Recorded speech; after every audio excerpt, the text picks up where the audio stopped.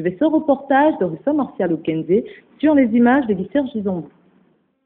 Au deuxième jour de grève de la faim des leaders de la CONACYCED à la cathédrale Notre-Dame de l'Assomption Sainte-Marie de Libreville, l'élan de solidarité des populations se fait de plus en plus ressentir.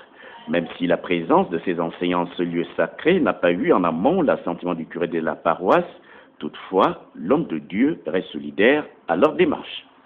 Au deuxième jour, nous pouvons déjà retenir que de plus en plus, il y a une grande solidarité qui s'exprime autour de nous, à juger par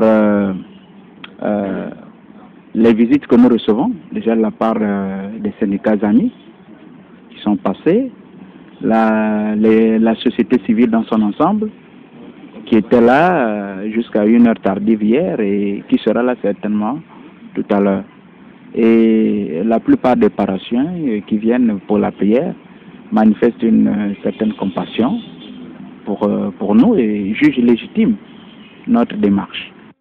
Les leaders en grève de la faim conditionnent la suspension de leur mouvement au rétablissement intégral de leur salaire assorti des dommages et intérêts. D'une grève de la faim à une autre, cette fois-ci, ce sont les étudiants qui avaient passé avec brio le concours de la SECNA qui ont voulu entamer une grève de la faim ce matin, mais ils ont été déguerpis par les forces de l'ordre. Compte rendu dans ce reportage sur les images d'Aristide Agbaoulou. Ces compatriotes avaient brillamment passé le concours de la SECNA. Ils devaient par la suite bénéficier d'une formation afin d'être intégrés. Depuis des mois, aucune avancée considérable. C'est pourquoi ils ont entamé une grève de la faim, puis ont été rapidement déguerpis par les forces de l'ordre. Aujourd'hui, on était là, on faisait notre mouvement de grève de la faim.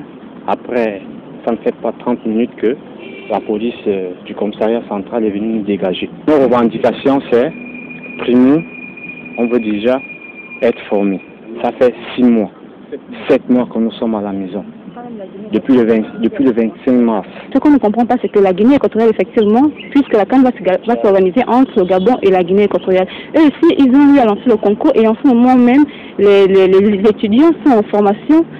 Lors de la CAN, ils seront sur le terrain. Nous, on ne comprend pas ce qui ne va pas avec notre pays. Vos dossiers sont rejetés parce que c'est la SECNA qui a eu à vous organiser le concours. Pourquoi est-ce que nous, on va devoir financer votre concours? Alors qu'on sait qu'il y a un partenariat qui existe entre la SECNA et le ministère des Transports. Espérons que cette fois-ci, nos autorités se pencheront sur le problème de ces jeunes compatriotes, car le fait d'avoir réussi à ce concours organisé par la SECNA avait donné beaucoup d'espoir à ces jeunes, puis ce rêve s'est brutalement brisé sans raison valable. La page éducation de cette principale édition d'information avec